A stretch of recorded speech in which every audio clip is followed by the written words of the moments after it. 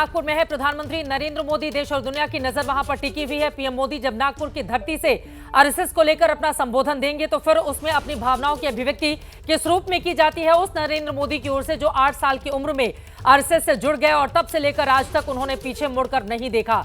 अपने आप में बहुत सारे उतार चढ़ावों के साथ नरेंद्र मोदी का एक राजनीतिक सफर भी है, लेकिन इसी के साथ एक भावनात्मक ऐसा नाता। और आरएसएस के बारे में भी आप सोचें, जिस रायसीना हिल्स से 3 बार आरएसएस को बैन करने का फरमान आया, उसी रायसीना हिल्स के तमाम बड़े पदों पर मौजूदा वक्त में नरेंद्र मोदी के साथ ही साथ तमाम बड़े बड़े लोगों की चेहरों की मौजूदगी है। और इसी से आप समझ सकते हैं कि आज की तारीख में आरएसएस कितना ज्यादा ताकतवर है, वो भी तब जब वो अपने स्थापना के 100 साल इसी विजयादशमी पर पूरे करने जा रहा है, शताब्दी वर्ष मना रहा है। यहां पर आपको बताते चले, प्रधानमंत्री नरेंद्र मोदी पहले स्मृति मंदिर गए, वहां पर डॉक्टर हेडगेवार के बारे में विस्तार से अपनी भावनाएं लिखी और उसके बाद वो दीक्षा भूमि गए और वहां पर बाबा साहब भीमराव अंबेडकर को लेकर प्रधानमंत्री ने लिखा, बाबा साहब आंबेडकर के पंच तीर्थों में से एक नागपुर स्थित दीक्षा भूमि में आने का सौभाग्य पाकर अभिभूत हूं। इस पवित्र स्थल के वातावरण में बाबा साहब के सामाजिक समरसता, समानता और न्याय के सिद्धांतों का सहज अनुभव होता है। दीक्षा भूमि हमें गरीबों, वंचितों और जरूरतमंदों के लिए समान अधिकार और न्याय की व्यवस्था के साथ आगे बढ़ने की ऊर्जा प्रदान करता है। प्रधानमंत्री आगे लिखते हैं कि इस अमृत कालखंड में हम बाबा साहब आंबेडकर की शिक्षाओं और मूल्यों पर चलते हुए देश को प्रगति के नए शिखर पर लेकर जाएंगे। एक विकसित और समावेशी भारत का निर्माण ही बाबा साहब को हमारी सच्ची श्रद्धांजलि होगी। उसके बाद प्रधानमंत्री अपना हस्ताक्षर करते हैं और ये 2 अलग अलग तस्वीरें हम आपको दिखा रहे हैं। एक पहले जब स्मृति मंदिर गए, 11 सालों के बाद नरेंद्र मोदी वहां पर पहुंचते हैं आरएसएस दफ्तर, और इसी वजह से आज बहुत ज्यादा चर्चा इस बात को लेकर की जा रही है कि जब शताब्दी वर्ष, लेकिन राकेश शुक्ला जी आप बहुत करीब से, और दोनों ही लोगों ने, एक ने तो पूरी की पूरी किताब ही लिख दी है, राकेश शुक्ला जी आपने बहुत करीब से आरएसएस को देखा, जाना, समझा है। मैं आपसे ये जानना चाहती हूँ कि अब आरएसएस, जब राम मंदिर का जो 500 सालों का सपना था वो पूर्ण हुआ, अनुच्छेद 370 को लेकर आपको उसको खत्म किया जाना था, उसमें आप कामयाब हुए, अब संघ का क्या एजेंडा है? वो कौन कौन से अभी भी ख्वाब हैं जो संघ के पदाधिकारी देखते हैं और उसको पूरा होते हुए आगामी वर्षों में देखना चाहते हैं? देखिए, जो भारत सरकार है या जो राज्य में सरकारें हैं, वो सारी सरकारों को आप देखेंगे तो सबसे ज़्यादा फोकस है सामाजिक विकास का। केंद्र सरकार की जितनी भी योजनाएं हैं, हम बार बार जब मुस्लिम की बात करते हैं तो हम देखते हैं कि केंद्र सरकार हो या राज्य सरकार की योजनाओं में किसी भी तरह का विभेद नहीं है।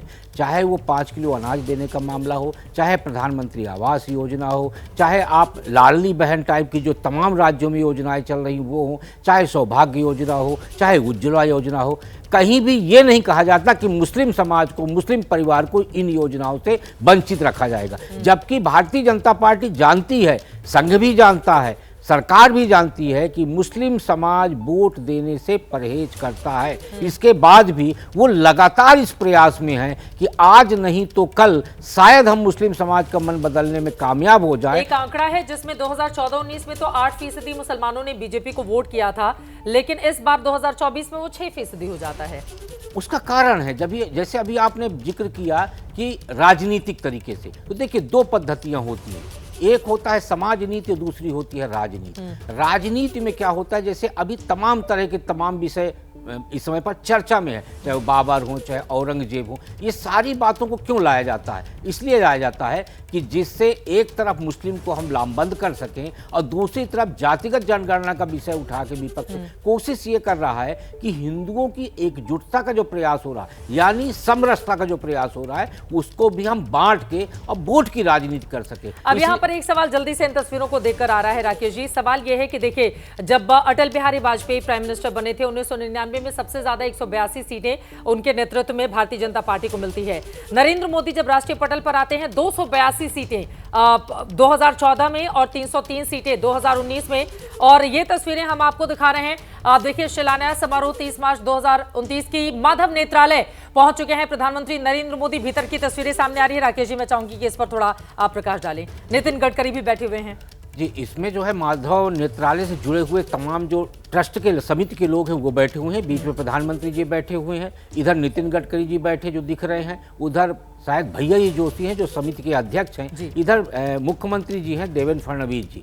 तो अब बीच में अपने मोदी जी के ही बगल में हमारे संघ चालक मोहन भागवत जी बैठे हुए। तो अब ये कार्यक्रम शुरू होने वाला है। अभी हम जिक्र कर रहे थे कि यहाँ क्या बोलेंगे प्रधानमंत्री जी। हम दो मंचों की बात किए। जब 2024 में अयोध्या में मोहन जी और मोदी जी ने मंच साझा किया तब वो धार्मिक मंच था, और जब माधव नेत्रालय का मंच साझा कर रहे हैं तो वो सामाजिक मंच है। निश्चित तौर पे यहाँ पे दोनों लोग समाज निर्माण का एक नया संदेश देने का प्रयास करेंगे, मोहन जी भी और मोदी जी भी।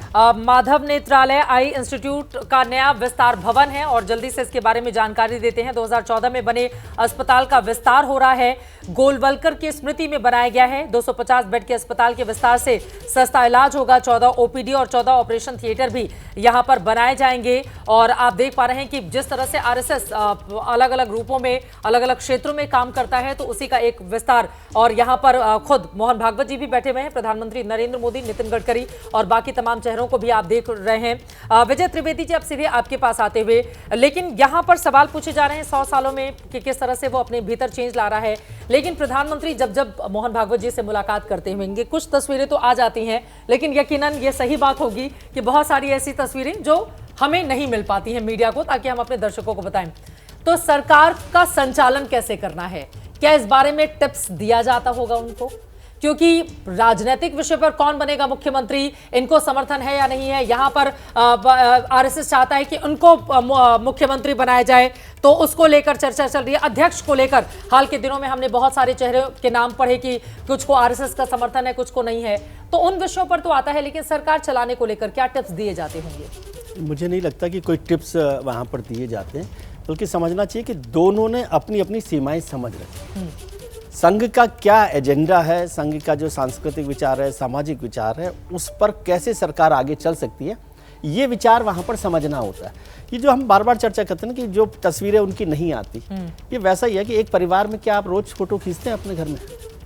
वैसे तो आजकल फोटो खींचने का बहुत फैशन हो गया, तो वो परिवार है, तो उनके रोज कहाँ मिलते होंगे दोनों? नहीं, रोज नहीं, मतलब जब भी मिल रहे हैं तो कोई जरूरी नहीं ना उस फोटो का मायने नहीं है, क्योंकि उनका मिलना जुलना वहाँ तो बहुत मायने होंगे ना, जो कार्यकर्ता हाँ, उनके स्वयं लेकिन ये समझना कि मायने बहुत होंगे। पहले एक जमाने तक क्या होता था चित्रा जी, हम लोग कहा करते थे नागपुर से रिमोट कंट्रोल है। ये सरकार जब वाजपेयी जी की सरकार थी या जब भी बीजेपी की बात होती थी कि नागपुर में रिमोट कंट्रोल है, अब रिमोट कंट्रोल का जमाना खत्म हो गया, ऐसी चर्चा करते हैं। मैं कह रहा हूँ कि संघ की तरफ से ये समझना ही थोड़ा सा गलत है कि वो दिशा निर्देश दे रहे हैं। कोई डंडा लेकर नहीं बैठे रहते सरसंघ चालक कि भैया आपको ऐसा करना है। उनका जो विचार है वो आप तक पहुंचा दिया जाता है कि भाई ये विचार है,